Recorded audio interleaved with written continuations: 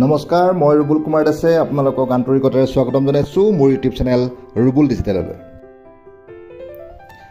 শ্ৰদ্ধাৰ শিক্ষাগুৰুসকল, আপোনালোকে নিশ্চয় অৱগত হৈছে যে অসম চৰকাৰৰ উদ্যোগত বিগত বৰ্ষৰ দৰে এই বছৰো অমৃত বৃক্ষ আন্দোলনৰ কাৰ্যসূচী গ্ৰহণ কৰা হৈছে আৰু তাৰ বাবে 31 জুলাই শেষ তাৰিখ নিৰ্ধাৰণ কৰি দিয়া হৈছিলে বিদ্যালয়সমূহে ৰেজিষ্ট্ৰেশ্যন কৰিবলৈ অথবা পুৰণা ৰেজিষ্ট্ৰেশ্যনসমূহ ৰিনিউ কৰিবৰ কাৰণে।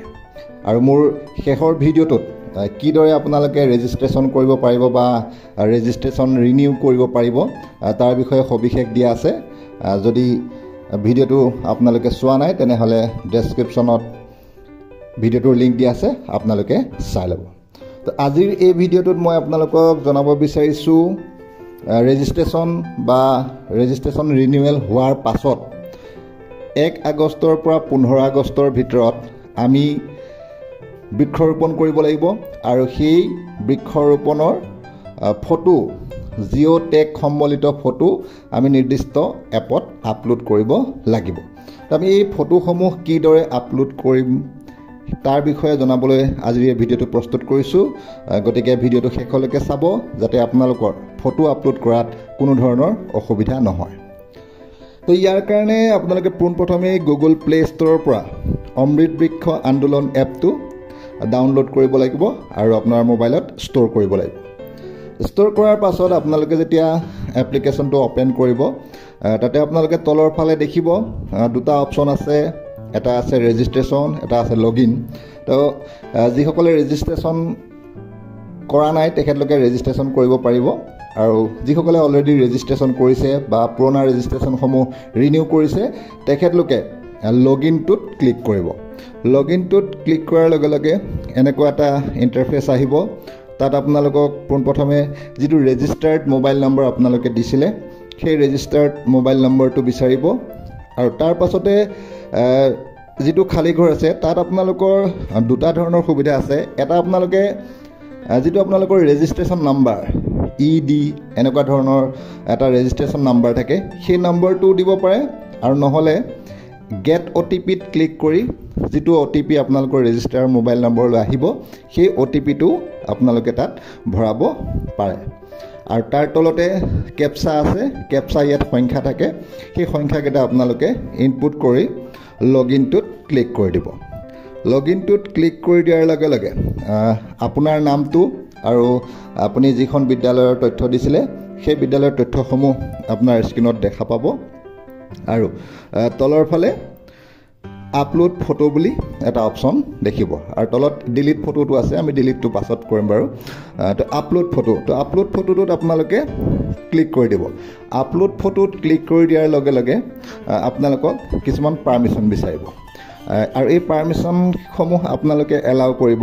আৰু এটা কথা মনত ৰাখিব, আপোনালোকৰ ফোনটোৰ বা যিটো লোকেশ্যনৰ যিটো সুবিধা থাকে সেইটো আপোনালোকে অন কৰি ৰাখিব, কাৰণ ইয়াতে লোকেশ্যন টেগ কৰা হ'ব, সেয়েহে আপোনালোকে লোকেশ্যনটো অন কৰি ৰাখিবলৈ নাপাহৰিব। আৰু আপলোড ফটোত যিখিনি পাৰ্মিশ্যন বিচাৰে সেই পাৰ্মিশ্যনখিনি আপোনালোকে এলাউ কৰি দিব। এলাউ কৰি দিয়াৰ পিছত আপোনালোকক সুধিব যে আপোনালোকে কি গছপুলি ৰুইছে, সেই গছপুলিটোৰ নাম এখন তালিকা আহিব, আপোনালোকে তাৰ ভিতৰত চিলেক্ট কৰি ল'ব কোনটো গছপুলি ৰুইছে।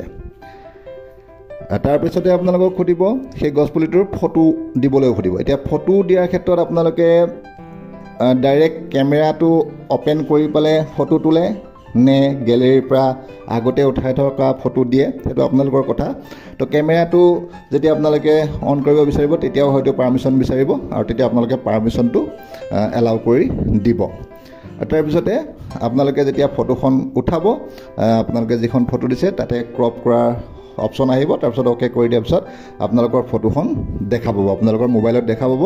আৰু তাৰ তলতে যিটো আপলোড বুলি অপশ্যন আছে সেই আপলোডটোত ক্লিক কৰি দিয়াৰ লগে লগে সেই ফটোখন আপলোড হৈ যাব, অৰ্থাৎ আপোনাৰ বিদ্যালয়খনৰ বিপৰীতে সেই ফটোখন আপলোড হৈ যাব।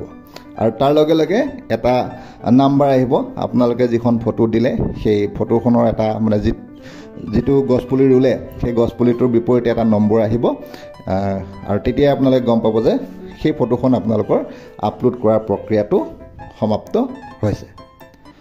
তো এই ধৰণে আমি 1 তাৰিখৰ পৰা 1 আগষ্টৰ পৰা 15 আগষ্টৰ ভিতৰত আমাৰ যি অমৃত বৃক্ষ আন্দোলনৰ কাৰ্যসূচী আছে এই অমৃত বৃক্ষ আন্দোলনৰ কাৰ্যসূচীত আমাৰ বিদ্যালয়সমূহক যিটো দায়িত্ব দিছে স্কুল অনুসৰি বিভিন্ন ধৰণৰ সংখ্যা দিছে LP স্কুলত 30 জোপা গছ ঠিক তেনেকৈ ME স্কুলত বেছি হাই স্কুলত বেছি এনেকুৱাকৈ দিয়া আছে তো যি সংখ্যক গছ পুলি দিয়া আছে সেই গছ পুলিসমূহ ৰুব আৰু তাৰ ফটো আমাৰ ইয়াত দিয়াৰ ধৰণে আপোনালোকে আপলোড কৰিব তো আজিলৈ আহিছোঁ যদি ভিডিঅ'টো ভাল পাইছে আপোনালোকৰ সহায় হ'ব বুলি ভাবিছে তেনেহ'লে আনকলৈকো শ্বেয়াৰ কৰিব আৰু মোৰ চেনেল ৰুবুল ডিজিটেল যদি এতিয়াও ছাবস্ক্ৰাইব কৰা নাই তেনেহ'লে অনুগ্ৰহ কৰি ছাবস্ক্ৰাইব কৰিব তো আজিলৈ আহিছোঁ ধন্যবাদ